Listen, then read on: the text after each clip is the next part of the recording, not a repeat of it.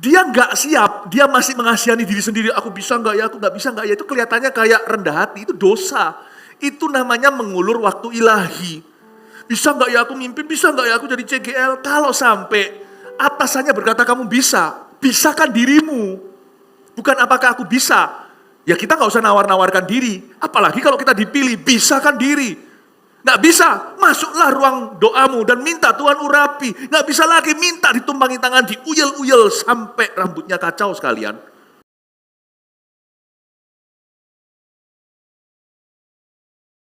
Ambil catatan, buka Alkitab. Di Kisah Para Rasul pasal 8 ayat 26 sampai 40. Saya dapatkan sebuah rema bahwa Tuhan akan bangkitkan Filipus baru. Kebetulan nama saya mirip Filip. Tapi saya nggak mengkhotbahkan tentang saya. Saya khotbahkan tentang Anda, tentang kalian semuanya. Filipus lama pernah ada, Filipus baru mulai akan bermunculan. Saya percaya Tuhan akan memakai anak-anak muda secara luar biasa untuk kebangunan rohani yang baru grace dari Tuhan. Dan Filipus di zaman modern ini harus belajar dari satu Filipus di Alkitab Kisah Para Rasul pasal 8 ayat 26 bunyinya. Sida-sida dari tanah Ethiopia. Kemudian berkatalah seorang malaikat Tuhan kepada Filipus, katanya, bangunlah dan berangkatlah ke sebelah selatan, menurut jalan yang turun dari Yerusalem ke Gaza. Jalan itu jalan yang sunyi. Lalu berangkatlah Filipus, adalah seorang Ethiopia, seorang sida-sida, pembesar dan kepala perbendaharaan Sri Kandake, ratu negeri Ethiopia yang pergi ke Yerusalem untuk beribadah. Sekarang orang itu sedang dalam perjalanan pulang dan duduk dalam keretanya sambil membaca kitab Nabi Yesaya. Lalu kata Roh kepada Filipus, pergilah ke situ dan dekatilah kereta itu. Filipus segera ke sana dan mendengar sida-sida itu sedang membaca kitab Nabi Yesaya. Kata Filipus, mengertikah Tuhan apa yang Tuhan baca itu? Jawabnya, bagaimana aku dapat mengerti kalau nggak ada yang membimbing aku? Lalu ia meminta Filipus naik dan duduk di sampingnya. Nas yang dibacanya itu berbunyi seperti berikut. Seperti seekor domba ia dibawa ke pembantaian, dan seperti anak domba yang keluh di depan orang yang menggunting bulunya. Demikianlah ia tidak membuka mulutnya. Dalam kehinaannya berlangsunglah hukumannya. Siapakah yang akan menceritakan asal-usulnya? Sebab nyawanya diambil dari bumi.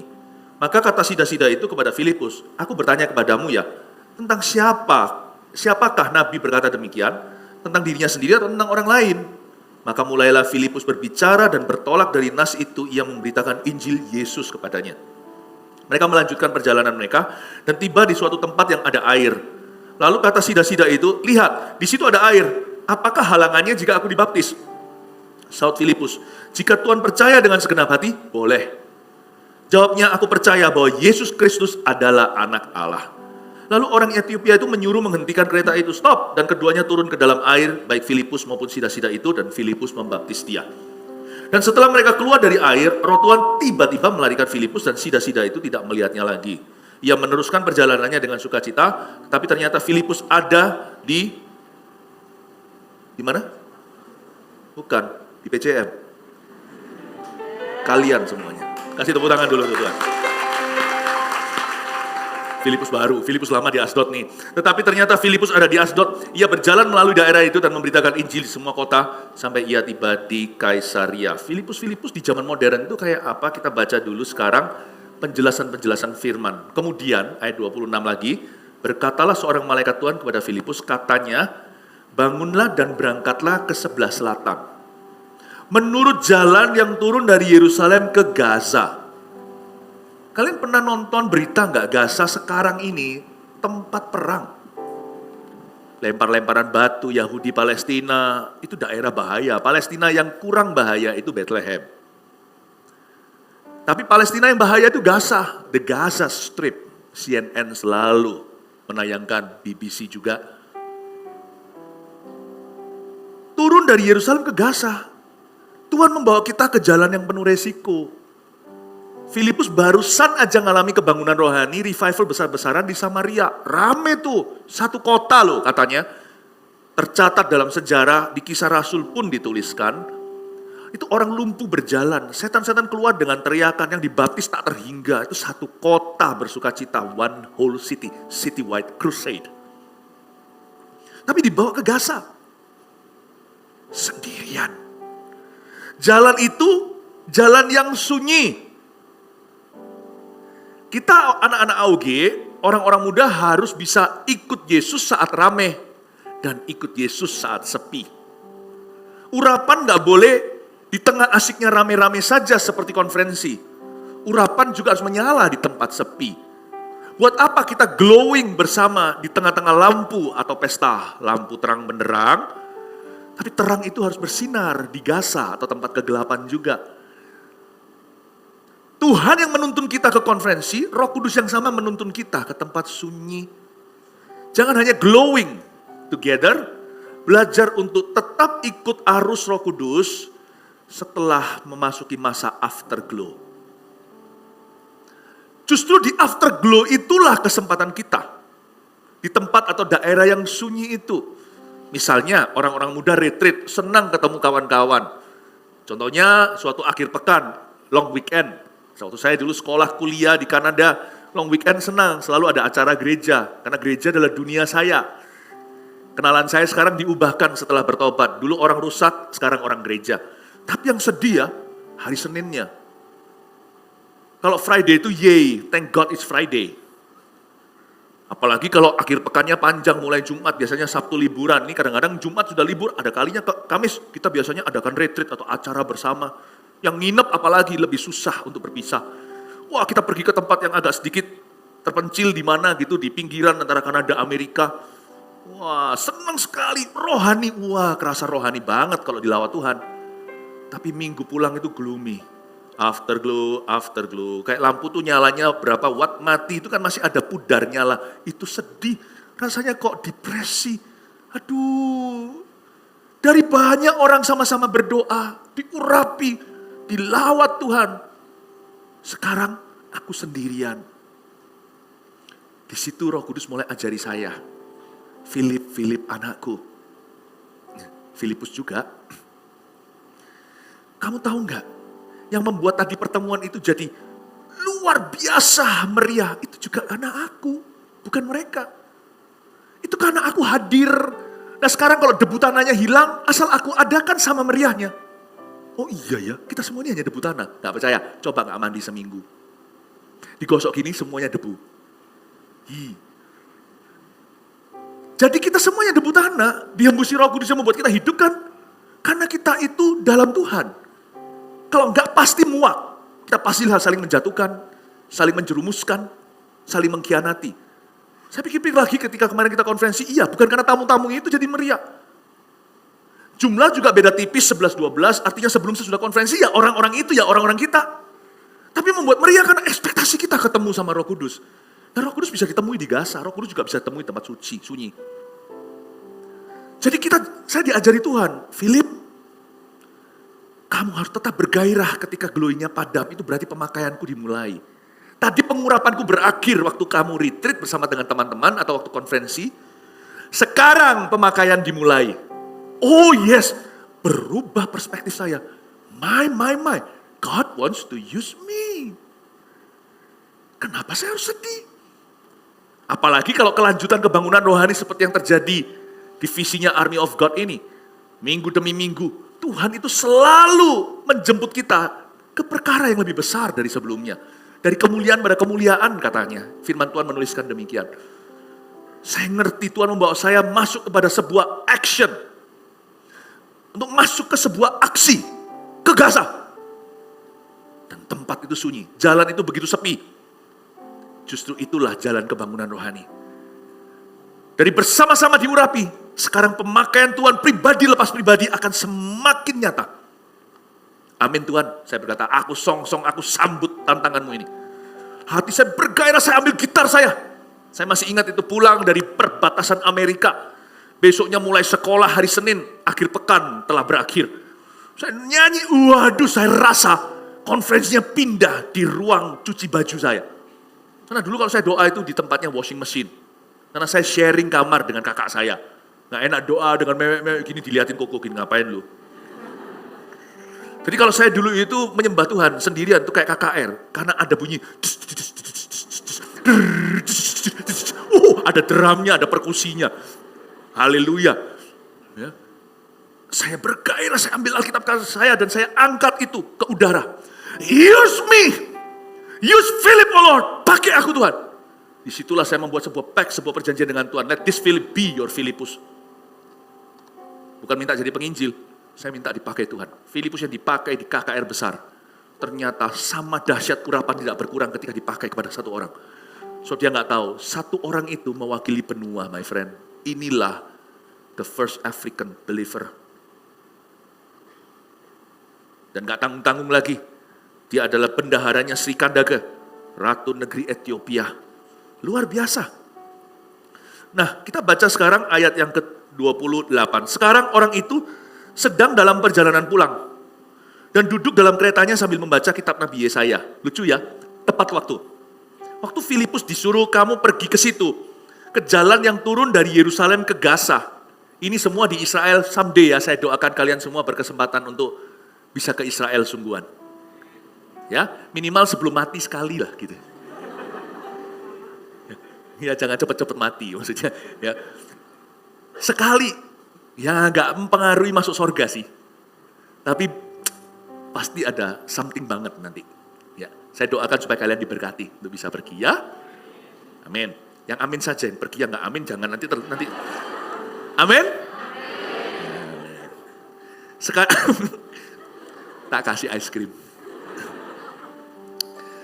Jadi pas Filipus disuruh berangkat ke sebelah selatan, ke Yerusalem yang di selatan Israel itu, ke Gaza, jalan itu jalan yang sunyi. Kok bisa tepat dan pas ya? Waktu itu, sang sida-sida sedang dalam perjalanan pulang on the way home, duduk dalam keretanya sambil membaca kitab Nabi Yesaya. Jalur mereka itu berpapasan ke selatan. Tuhan suruh dia ke selatan, memang sida-sida itu ke selatan. Oh ya, make sense lah, dia ada di Yerusalem dan dia mau pergi ke Ethiopia. Afrika itu kan di bawahnya, yang Israel sini, ini Eropa kan?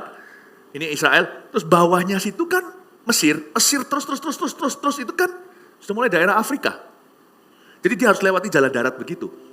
Dan ketemu Filipus dengan disengaja. Filipus tidak tahu untuk apa, tapi dia taat saja. Untung saja Filipus itu taat.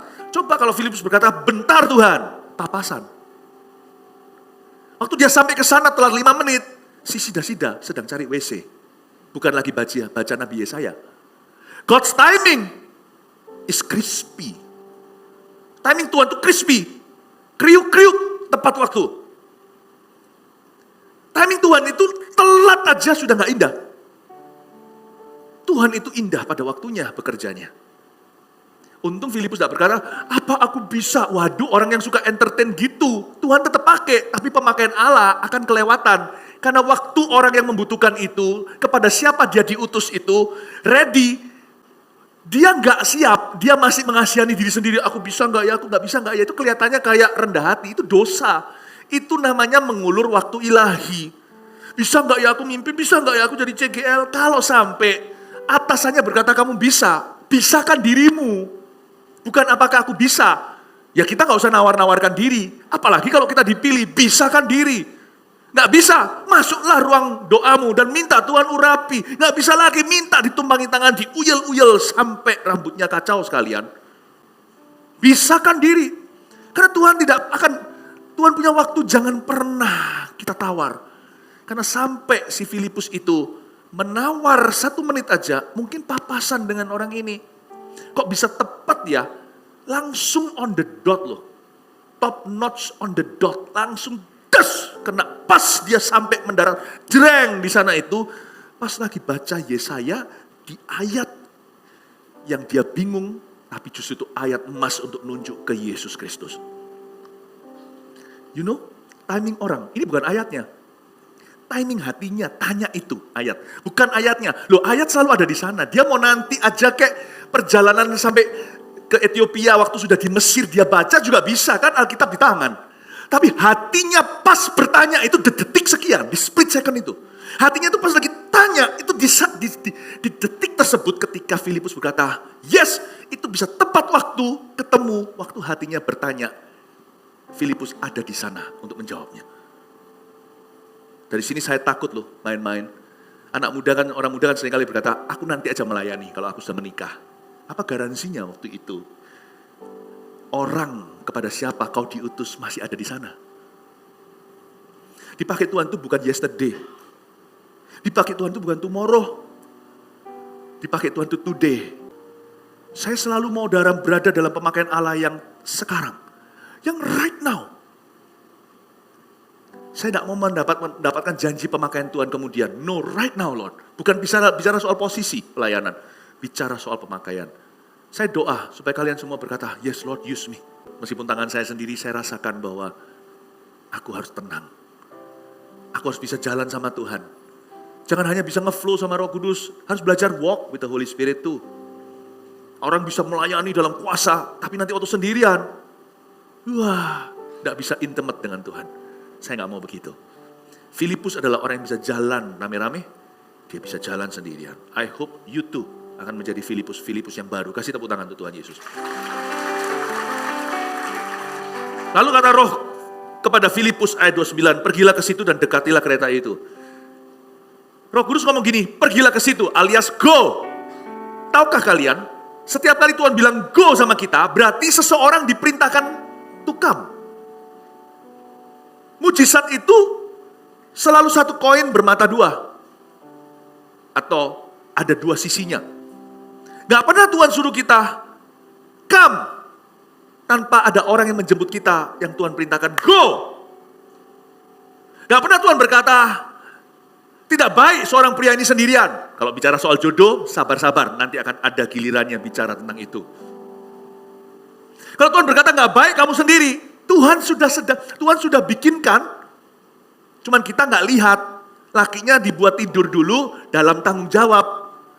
Ceweknya dibikin dari rusuknya, persis sesuai dengan kebutuhannya. Tenanglah Adam, bubuk Dina bubuk yang enak. Fokus ke tugas. Hawa juga gak mikir, aku dibuat untuk siapa? Aku dibuat enggak. Hawa juga tenang waktu dibikin, krek, dia dibikin. Dia gak mikirin untuk cowok siapa. Dia merasakan tangan Tuhan sedang bekerja. Kalau Tuhan bilang gak baik sendirian, Tuhan udah siapin di situ Hawanya. Jadi kalau Tuhan bilang sama kita, go, pergilah sama Filipus di sini, dekatlah ke kereta itu, Tuhan sudah siapkan on the other side, di sisi sana, seseorang yang berkata, someone is coming for you, be ready. Amin. Coba lihat itu di Kisah Para Rasul juga. Cornelius kan ketemu malaikat, dia kan cari Tuhan gak ketemu. Kamu jemput ya orang yang namanya Simon di rumah Simon. Simon di rumah Simon, betapa banyaknya orang bernama Simon. Hai Simon, siapa di sini Simon? Ya, Simon di rumah Simon penyamak kain itu. Kamu pergi ke jalan yang namanya jalan lurus. Kamu ke situ, ya. Lalu pergi di tepi pantai dan sebagainya di Yope. Kamu utus orang-orang jemput dia. Sementara Tuhan suruh Cornelius orang-orangnya dikirim ke sana. Tuhan nampakkan diri sama Petrus lewat sebuah penglihatan. Karpet terbang, sembelih makan, gak mau, haram. Tuhan bilang, kalau sudah gua halalkan, jangan disebut haram. Tuhan lagi siapkan hatinya untuk terima non-Yahudi. 3 kali, Petrus lapar, ting dong, bunyi. Orangnya Cornelius datang. Whoever God sends with this command, go. God will command on the other hand, someone to come. Kalau Tuhan suruh kita hari ini, buka CG, Tuhan sudah sediakan anggotanya. Mana Tuhan gak ada? Tuh orang-orang berdosa. Nanti kalian akan lihat Saulus berubah menjadi Paulus. Lihat pelayanan kalian. Kalau Tuhan bilang, oh sebentar lagi ibadah 2. Oh, kita gak usah targetkan angka. Kita tangkap aja isi hati Allah. Kalian akan lihat, setiap kali dibuka buli, di situ ada minyak. My God is not always fair. Kalau fair itu menurut manusia. My God is just, dia itu adil. Dia selalu menyediakan yang dia perintahkan. He enables what he commands. He provides what he demands. Itu kalau diterusin cepetin itu kayak ngerem. Betul-betul ngeremah. Rhyming. Whatever God does always matches with a miracle. Saya minta kalian semua untuk paham. Miliki iman seperti Filipus. Waktu dia diberitahu, go. Dia berkata, oke. Aku gak bisa, apa mampu aku dan sebagainya. Aku bukan Petrus, aku bukan ini itu. Just go my friend. Dari sisi sana, Tuhan sudah sediakan kemenangan. Amin. Ya. Ayat yang berikutnya, ayat 30. Filipus segera ke situ dan mendengar sida-sida itu sedang membaca kitab Nabi Yesaya. Pas tiba. Kata Filipus, pas ketemu ya, enggak hai dulu nama saya, how do you do. Tapi karena kebetulan pas baca, Mungkin si sida-sida itu membacanya keras-keras. Filipus langsung menyela. Kali ini selaannya bukannya tidak sopan, kali ini selaannya tepat waktu. Apa yang tepat waktu itu selalu sopan. Dan dia langsung tanya, mengertikah Tuhan apa yang Tuhan baca itu? Sir, dengan sebuah sambutan hormat. Sir, do you understand what you're reading? Jawabnya, bagaimana aku dapat mengerti kalau tidak ada yang membimbing aku? Lihat ya, ketika seorang leader diangkat, ada orang yang berseru di hatinya, Tuhan kirim orang untuk membimbing aku. Mungkin dia gak berdoa, tapi Tuhan rasakan keperluannya. Ketika Anda datang ke kehidupan orang itu baru menyadarinya, dia perlu pembimbing rohani. Tuhan itu baik. Tuhan gak pernah berkata, jam! Lalu bawa itu swimming poolnya kosong, pecah kepala. Kalau Tuhan bilang, jam! Tuhan isi airnya, sebelum kita sampai ke sana, biur. Lompat indah. Mengertikah Tuhan apa yang Tuhan baca? Saya nggak ngerti, mana bisa ngerti kalau nggak ada yang bimbing aku. Lalu ia meminta Filipus naik dan duduk di sampingnya. Saya kasih tunjukkan ya, Filipus di zaman modern ini, saya kasih hikmat-hikmat praktis, bagaimana membawa Injil ke seseorang secara pribadi. 1, tulis. Mulai dengan pertanyaan. Itu dia, catat. You can begin with this. Mulai dengan pertanyaan siapa kok Filip? Pertanyaannya, saya tanya orang yang saya injili atau orang yang saya injili itu tanya saya? Salah satu. Selalu bisa mulai dari sebuah pertanyaan, whether it's their question or your question. Bisa tanya. Orang itu tanya sama Filipus, gini loh, ini kita biasanya maksudnya apa? Mungkin ini pertanyaannya Alkitabiah, tapi ada orang yang pertanyaannya sehari-hari. Kadang-kadang bukan rupanya kadang-kadang bentuknya, wujudnya pun bukan pertanyaan.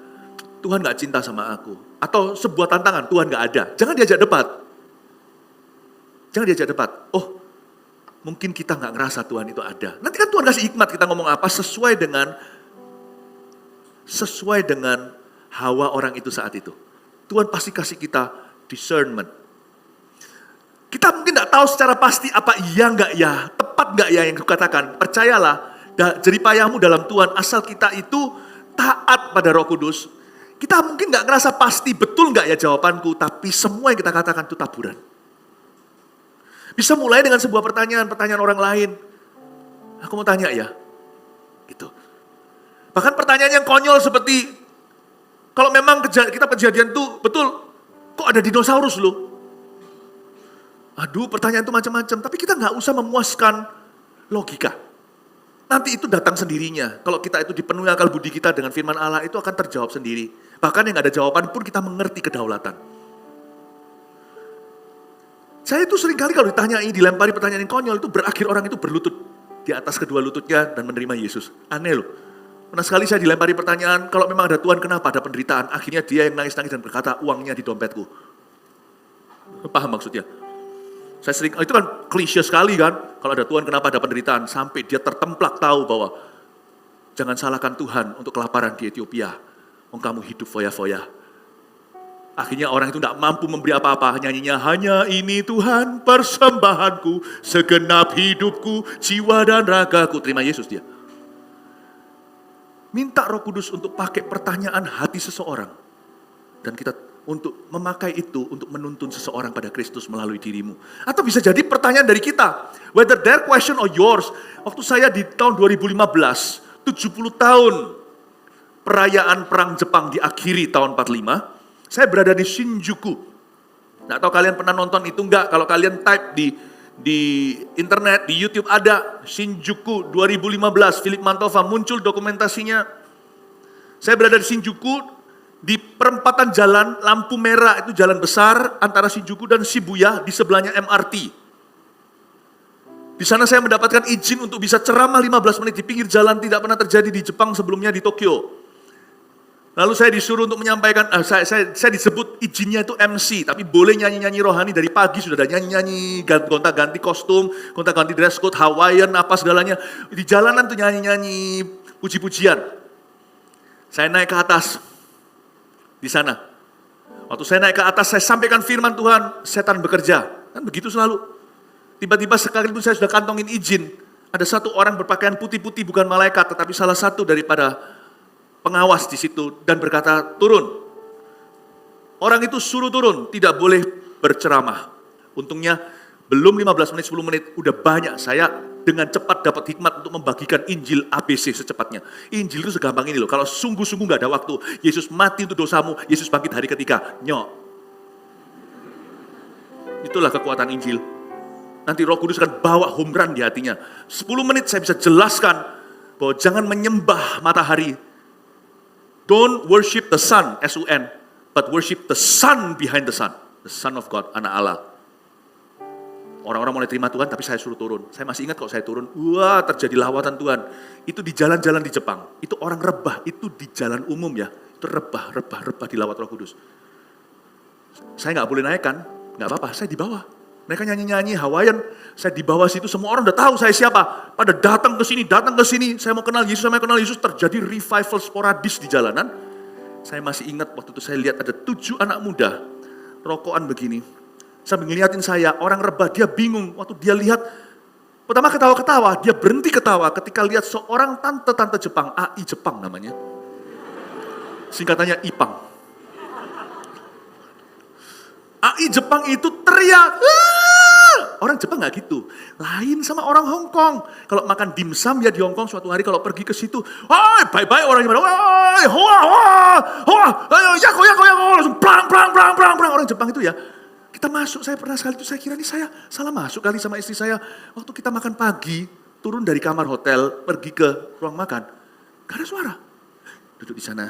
Ai, anatawa, kusinamaya. Ai, arigato gozaimasu. Arigato gozaimba. Ya jadi semuanya Mas Mbak kena semua.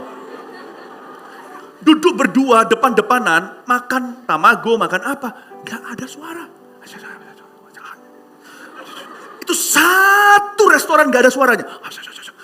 Saya bilang, wih, ya, saya gak mau bersin kalau saya hacing semua lihat saya. Belum zaman corona. AI ini teriak, itu gak lumrah.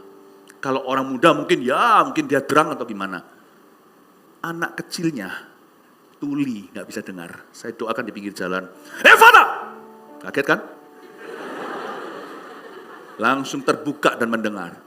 Waktu dia lihat gitu, saya lihat kesempatan seperti Paulus melihat orang lumpuh, lalu dia lihat iman, lalu dia panggil, ayo berdiri, lalu berjalan. Tapi kali ini saya lihat 7 anak muda sedang tertawakan kami. Sambil garuk-garuk karena nggak ngerti mereka mencemoohkan. Orang kalau salah tingkah kan gitu, mencemoohkan dulu kalau di luar Tuhan. Sambil rokokan, sambil apa, tatuan semuanya saya lihat dia. Hei sini, penerjemahnya, kamu terjemahkan ya. Ngomong sama orang itu. Hai, dia bilang, kumpang.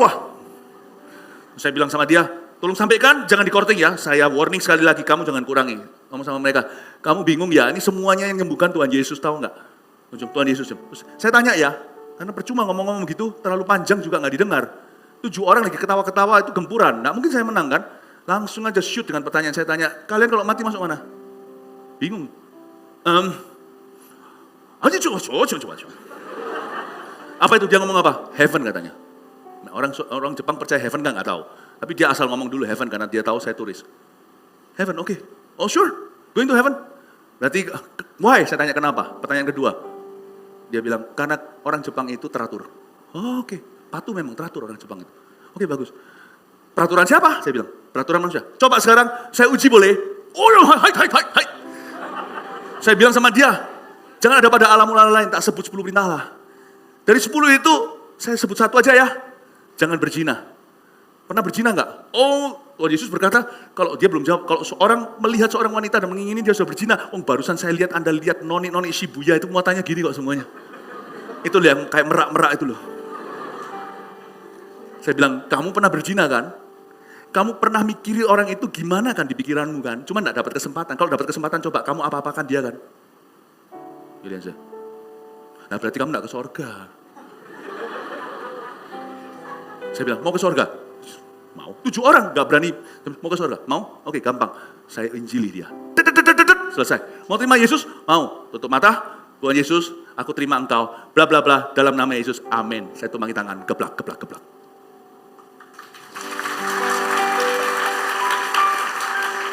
You start with the question. Bisa tanya. Larry King, CNN yang sudah pensiun itu, legendaris berkata, a man's intelligence could be measured by the questions he throws. Kepandaian seseorang terletak bukan pada jawaban yang dia berikan, tapi pada pertanyaan yang dia lemparkan.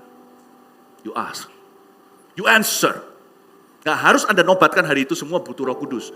Tapi paling tidak, Anda berani mencoba. Amin. Mulai dengan pertanyaan. Lanjut, ayat yang ke-32. Nas yang dibacanya itu berbunyi seperti berikut. Garis bawahi, nas yang dibacanya itu berbunyi seperti berikut. Seperti seekor domba ia dibawa ke pembantaian. Dan seperti anak domba yang keluh di depan orang yang menggunting bulunya. Demikianlah ia tidak membuka mulutnya. Dan sebagainya. Nomor 2 tulis.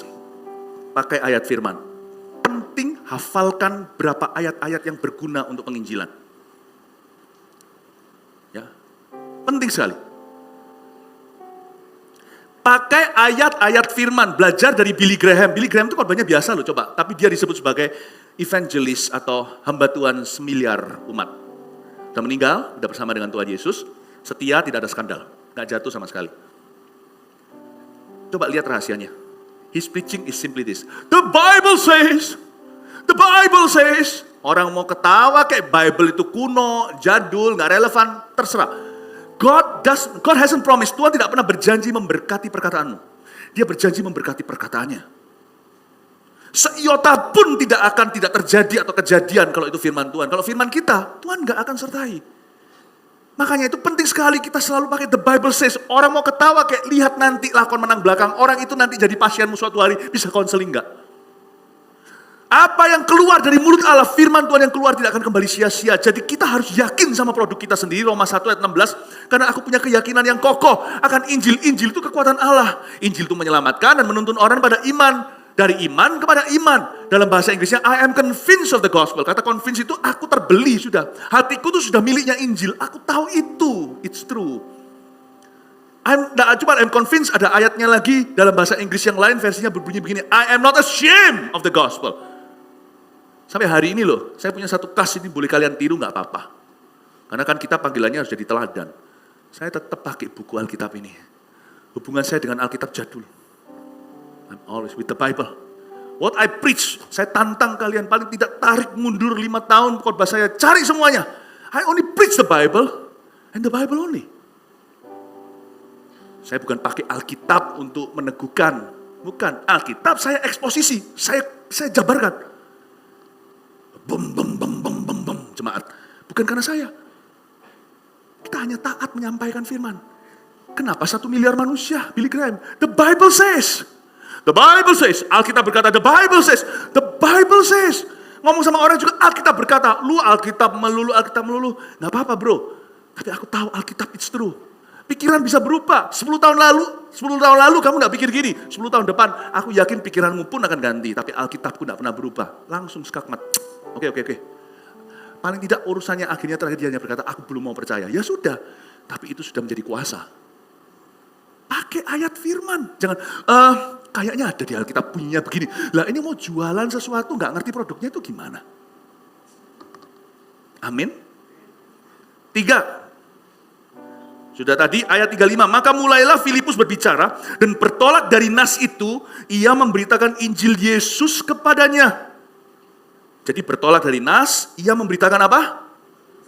Injil Yesus. Nomor 3. Arahkan pada Yesus. Arahkan pada Yesus. Apa-apa Yesus. Ingat loh ya, Jesus saves. Ya, Tono doesn't save. Indra doesn't save. Oke? Kevin doesn't save. Philip doesn't save. Jesus saves. Kalau kita mau lihat orang berakhir pada keselamatan, Jesus melulu. Kesaksian kita itu secukupnya. Hanya untuk menunjukkan ke Yesusnya. Berlebihan itu sudah over. Too much of a good thing is not a good thing. Terlalu banyak juga gak bagus. Kalau enggak kita masuk ke dalam sindrom tentang diri kita melulu. Nanti yang kita banggakan adalah kerusakan kita dulu. Darinya mau cerita tentang Yesus. Bicara tentang hidup kelamnya. Dulu dia dibela diri gimana. Wah malah masuk. Yang dimuliakan bukan Yesus tapi MMA. Yang dimuliakan bukan Yesus, akhirnya taekwondo. No, secukupnya itu mengarahkan orang pada Yesus. Aku dulu buta, sekarang melihat, hilang kembali. Cukup bumbunya, kelebihan manis itu enak. Kalau kemanisan itu muak. Asin itu enak, keasinan bludrek. Saya suka coklat itu yang ada pahit-pahitnya. Kopi juga. Kepahitan, nggak enak diminum atau dimakan. Not too much about you please. You are only the bumbu. Kita hanya bumbunya, secukupnya tambah flavor. But Jesus itu intinya. Coba kalau kita baca ya, nasnya bicara gimana, ayat 32 sekali lagi. Nas yang dibacanya itu berbunyi sebagai berikut. Nggak perlu jadi pengkhotbah yang hebat sih. Seperti seekor domba, ia dibawa ke pembantaian. Wah, nggak usah dieksposisi. Pembantaian itu gimana? Cari dulu bahasa Ibrani, Yunaninya. Atau cari konteksnya zaman Yesus. Nggak usah lah, nggak semua orang semahir itu. Seperti seekor domba, ia dibawa ke pembantaian. Dan seperti anak domba yang keluh di depan orang yang menggunting bulunya. Gampang kan, itu bicara tentang Yesus. Itu bicara tentang pengorbanan. Domba itu bukan hewan. Domba ini bicara tentang Tuhan. Kenapa dia dibunuh? Ya kalau nggak dibunuh, you yang dibunuh. Kalau nggak disiksa, you yang disiksa. Berarti kalau Yesus disiksa gitu kan, neraka ada. Kalau nggak kan konyol, ngapain mati kayak gitu? Ternyata ada jalan lain. Oh gitu ya, demikianlah ia tidak membuka mulutnya. Domba yang nggak buka mulutnya, ini manusia, ini bicara tentang Tuhan. Gampang loh, baca ayat apapun dari Kejadian sampai Wahyu. Yesus. Saya baca imamat tentang penyembelian dombanya gini, harus suci, tidak bercacat celah. Ya kan, tangan imam harus taruh di kepalanya, baru dia dipotong lehernya, lalu habis itu gini gitu. Saya lihat semuanya Yesus. Keluh. Dosa kita ditimpa ke dia. Jesus. You want to be blessed, your ministry to be blessed. Kalian mau lihat mujizat? Gampang, Jesus. It's Jesus' name, you're not your name. It's Jesus' name. Dia harus makin bertambah, ku harus makin berkurang. Nama Yesus saja disembah, ku di baris paling belakang. Wah, ini yang overflow senang. Bila Yesus ditinggikan dan salibnya ditegakkan. Ingat lagi, bila Yesus ditinggikan. Ini kuncinya cuma satu, Master Ki. Dan salibnya ditegakkan. Pasti dia menarik semua orang datang kepadanya sekarang. Too much you, less tarikannya. Tarikannya enggak sehebat. Tapi kalau Yesus ditinggikan dan salibnya ditegakkan, pasti dia menarik semua orang datang kepadanya sekarang. Ini adalah sudah menjadi rahasia umum, tapi kok tetap sampai hari ini gereja gak mudeng-mudeng, gak ngerti-ngerti ya. Apa yang saya lakukan, kita lakukan, semua itu kan Jesus only. Saat teduh bersama misalnya, khotbahnya, ininya, konferensi, apa sih? Just Jesus at the center, yang lainnya tambahan. Untuk pelengkap aja. Kok aneh ya? Tambah banyak yang ikuti. Tambah banyak yang minat. Remember this, the cause of Christ and the cross, the number one drawer of sinners. Justru kita tambah ini bumbunya yang kita agungkan. Nambah begitu, ini kasih dekorasi, kasih yang namanya aksesoris ini dan itu. Malah gak mempan, malah semakin bolong, semakin ombong. Just Jesus. Jesus this, Jesus that, Jesus this, Jesus that. Yesus everything. Dia menarik semua orang datang kepadanya sekarang. Arahkan pada Yesus. Ayat apapun dalam kehinaannya berlangsunglah hukumannya, bla bla bla. Siapa menceritakan asal-usulnya sebab nyawanya diambil dari bumi. Sida-sida itu tanya, tentang siapa Nabi ini berkata demikian. Maka mulailah Filipus ayat 35 berbicara dan bertolak dari nasi itu. Ia memberitakan Injil Yesus kepadanya. Mereka melanjutkan perjalanan mereka dan tiba di suatu tempat yang ada air. Nah, sekarang ke poin terakhir, poin 4. Ketemu air kan? Apakah halangannya jika aku dibaptis? Inisiatornya adalah si Sida-sida, bukan Filipus. Ini luar biasa, kalau hati orang itu sudah dijamah. Saud Filipus, jika Tuhan percaya dengan segenap hati, boleh. Filipus sendiri ragu. Mau tahu kenapa dia ragu? Di Samaria dia kebobolan satu penyihir yang akhirnya minta Roh Kudus dengan dibeli pakai uang. Jadi dia berkata, manusia itu kan punya trauma. Jadi dia, enggak bisa, ini harus ikut kelas dulu yang panjang dulu untuk kita pastikan baptisannya itu sungguh-sungguh tulus dari hatinya. Come on, berapa banyak orang dikelasi sampai 10 kali tetap jatuh nanti.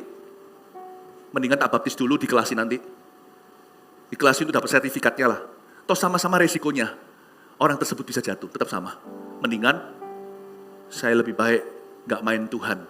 Cabut lalang, ternyata gandum. Mendingan saya kira itu gandum tapi lalang. Tak gandumin semua. Sebagian lalang. Daripada semua tak kira lalang, gak ada gandumnya. gandum pun gugur di tanah. Paham maksud saya? Ini perlu mikir untuk bisa mencerna. Semoga kalian gak lapar untuk bisa berpikir. Filipus berkata, kalau memang perlu, ya bolehlah. Oke lah. Tapi Tuhan tetap pakai imannya yang kecil.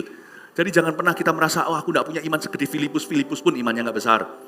Tapi kalau orang sudah dijamah Tuhan itu luar biasa. Jawabnya, aku percaya bahwa Yesus Kristus adalah anak Allah. Mau dibaptis itu cuma cukup itu loh. Aku percaya bahwa Yesus Kristus adalah anak Allah. Wow, langsung. Lalu orang Ethiopia itu menyuruh menghentikan kereta itu dan keduanya turun ke dalam air. Baik Filipus maupun sida-sida itu, dan Filipus membaptis dia. Katakan Filipus membaptis dia. Lagi, Filipus membaptis dia. 4. Targetkan respon iman. Jangan cuma begini ya. Misalnya ini ilustrasi yang buruk ya. Tapi paling tidak bisa membuka mata kita. Kita tuh menggebu-gebu. Saya mau jual obat ya ke Pak Chandra ya. Oh iya, permisi Pak, saya ini dari farmasi ini. Saya mau tawarkan obat ini. Wah, seneng. Wah, heboh dia di depan. Heboh. Pak Chandranya dari nggak mau jadi mau dan kata, "Oke, wow, mau Pak ya? Mau ya? Ada suka produk saya ya? Iya ya. Mau ya? Oke. Yes, pergi." Bodoh nggak? Jangan yes. Jangan berhenti di shake hand. Sampai close the deal. Paham maksud saya? Targetkan respon iman. Filipus nggak lepaskan sampai dia dibaptis baru Tuhan angkat. Lihat, Tuhan punya keputusan ngangkat Filipus. Bukan waktu dia terima Yesus. Tuhan itu kan ambil Filipus dengan ajaib. Ini satu hamba Tuhan ini pernah ngalami teleportasi. Langsung diambil gitu aja. Ini luar biasa, kok bisa? Tapi Tuhan nggak ngambilnya, terima Yesus, yes, pluk, hilang. Baptis itu pun nggak pada waktu mau dimasukkan hilang, nanti cemplung siapa yang tangkap? Dia sudah diangkat waktu dia keluar dari air, baca itu. Filipus hilang, langsung ada di Asdod. Tuhan itu tahu tepat kapan hengkangkan hambanya. Bukan karena pergi, tapi kapan telah termateraikan. Ingatlah, targetkan respon iman. Saya dari dulu ajarkan gak pernah berubah sampai hari ini menjadi filosofi ministry saya. Dan sampai sekarang sudah menjadi, gak disadari oleh gereja kita, sudah menjadi DNA. Dahulu kala waktu saya pimpin anak-anak muda di tahun 2000, kami menyebutnya mutiara. Mutiara itu ada beberapa, saya selalu gini loh, baptis selam, baptis Roh Kudus, CG dan ibadah. Saya targetkan itu. Tambah-tambahi sama Filipus. Karena sida-sida ini gak bisa diajak CG, dia dari Ethiopia. Waktu itu belum ada Zoom. Jadi berhenti sampai baptis. Itu pun belum kepenuhan Roh Kudus. Buktinya nanti loh di Samaria pun Petrus dan Yohanes perlu datang dan terjadi kepenuhan. Jadi saya tambahkanlah pengalaman di Samaria, tak tambahkan di sini bukan mendahului firman. Tapi CG ibadah, orang ini gak ke Ethiopia. Sekarang gereja kita di mana-mana harus kita bimbing. Karena amanat agung berkata jadikan murid, bukan hanya mereka terima Yesus. Karena itu saya selalu punya mutiara untuk anak-anak muda. Respon iman itu terdiri dari sebagai berikut. Baptis selam, baptis Roh Kudus. Dan itulah sebabnya sekarang di gereja kita, kalau yang ngerti loh ya dan nangkap, spiritnya sama, pasti gak puas sampai mereka cemplung ke air. Tidak sedikit loh. Orang-orang yang dibaptiskan mengalami baptisan Roh Kudus dengan tanda berbahasa roh itu pada saat mereka sebelum dibaptis atau di kolam baptisan atau sesudah keluar dari sana. 2 in 1. Karena sekarang zaman edan. Jangan tunggu sampai next lagi kapan Pentakosta. Orang kalau bisa kepenuhan, belajar dari kata-kata Musa waktu diprotes keras. 70 tua-tua, 2 di rumah, 68 kepenuhan. Kepenuhan di kemah. Yosua yang gak ngerti, anak muda itu berkata, hentikan oh Musa. Musa toleh dia dan berkata, andai semua orang kepenuhan. Buktinya bangsa Israel gampang kesetanan. Lembu emas dan sebagainya. Andai semua orang waktu masuk ke kolam baptisan, seperti Cornelius bahkan, sebelum dibaptis gara-gara dia penuh Roh Kudus dulu, Petrus dan teman-teman Yahudi semuanya tercengang, Petrus belum selesai khotbah, sampai mereka tidak bisa lagi menghalangi ide itu, agar segera membaptiskan orang-orang tak bersunat ini. Mereka udah dapat Roh Kudus seperti kami kok waktu Pentakosta, apalagi halangannya, baptiskan, berarti Tuhan sudah menerima mereka, jangan panggil haram apa yang sudah kuhalalkan. Sekarang itu waktunya, dunia semakin jahat. Kalau saya bisa orang cuma baptis gitu aja saya puas. Kalau saya bisa 2 kali lipat itu, saya orang belum baptis, dapatkan yang lebih baik lagi. Aku membaptismu dengan air, tapi dia yang datang sesudah aku membuka tali sandalnya pun aku nggak layak. Dia membaptiskanmu dengan Roh Kudus dan dengan api. Kalau bisa, dia keluar, nggak cuma basah dalamnya penuh dengan Roh Kudus sekaligus. Tak ajak CG sama saya. Ayo CG, ayo bertumbuh. Ngapain kita cipta follower?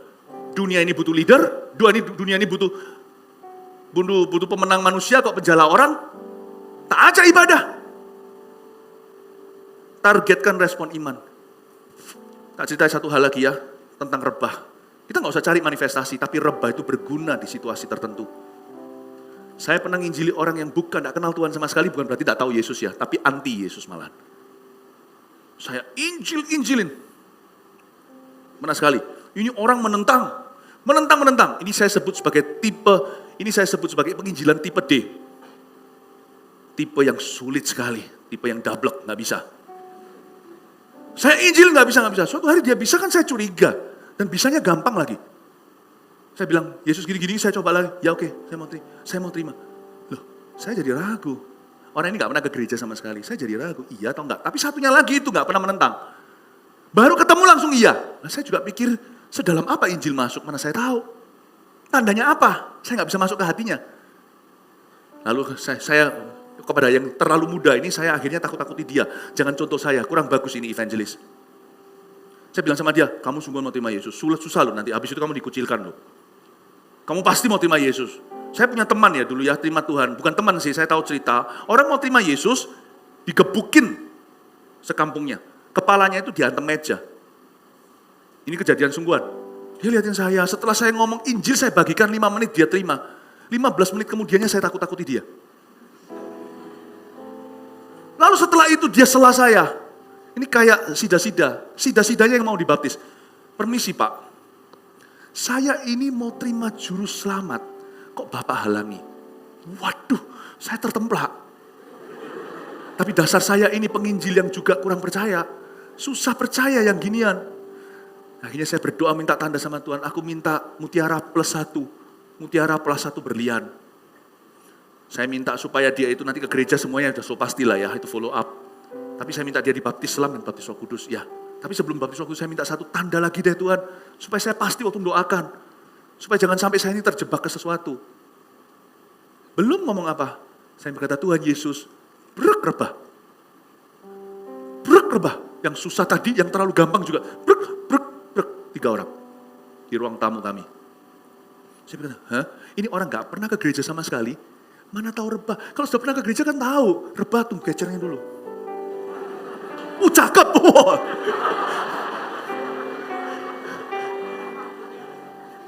Ini orang, untung ada yang tangkap, gak gitu kejeduk. Dia rebahnya itu juga gak saling tahu. Nangis, brek, rebah. Saya bilang, Tuhan bilang, kamu minta tanda apa lagi? Bukankah ini adalah sign? Orang yang gak pernah ke gereja dan mengalami yang kamu alami dan teman-temanmu alami di dalam gereja. Gak lama setelah itu berbahasa lidah. Lalu dibaptisnya hari Minggu nantinya. Waktu itu kita baptis di gereja Mawar Sharon juga. Dengar ya, saya bukan tipe Filipus yang terima Yesus, hilang, teleportasi. No, tunggu dulu Tuhan, tak kelarkan orang ini, kuserahkan ke tangan yang tepat. Kalau bukan aku sendiri cekilnya, kuserahkan ke tangan yang tepat. Dan setelah itu, teleportasi aku ke Asdod. Maksudnya, ke tugas berikutnya. 1, 2, 3, 4. Lihat. 1. Apa tadi? Ya semua berdiri ke? Berdiri semua. Mulai dengan pertanyaan. 2, pakai ayat firman. 3, arahkan pada Yesus. 4, targetkan respon iman. Haleluya. Nyanyikan, puji Tuhan. Kasih tepuk tangan untuk Tuhan Yesus dulu.